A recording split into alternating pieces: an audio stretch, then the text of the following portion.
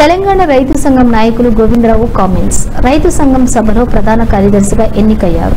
తెలంగాణ రైతు సంఘం జిల్లా వ్యాప్తంగా మండలాల్లో సభలు ఏర్పాటు చేశామన్నారు. 29న నిజామాబాద్లో మహాసభలు జరగనున్నాయి. ఈ మహాసభలు జరుగుతున్న నేపథ్యంలో ఢిల్లీలో రైతు సమస్యలపై పోరాడిన హర్యానా రైతులకు నరేంద్ర మోడీ లిఖితపూర్వక హామీ ఇచ్చారు. దేశవ్యాప్తంగా రైతులందరికీ రైతు విమోచన చట్టం తేవాలని కోరామన్నారు.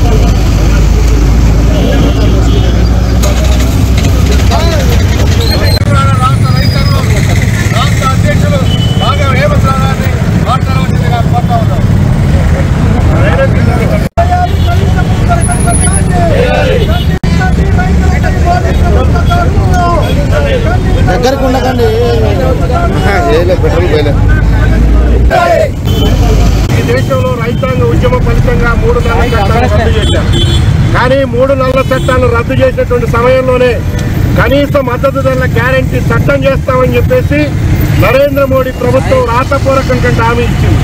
కానీ ఇప్పటి వరకు హామీని అమలు చేయనటువంటి కారణంగా మళ్ళీ ఇవాళ దేశంలో రైతాంగం ఆందోళనకు ఉపక్రమించింది. ఇవాళ పంజాబ్ సరిహద్దుల్లో శంభూ దగ్గర రైతు సంఘ నాయకుడు అజిత్ సింగ్ బెలేవాల్ గత 50 రోజులుగా ఆమరణ నిరాదీక్ష చేస్తే సుప్రీంకోర్టు జోక్యం చేసుకున్న కారణంగా ప్రభుత్వం రైతు సంఘ నాయకులు చర్చలకు ఆహ్వానం చేసింది.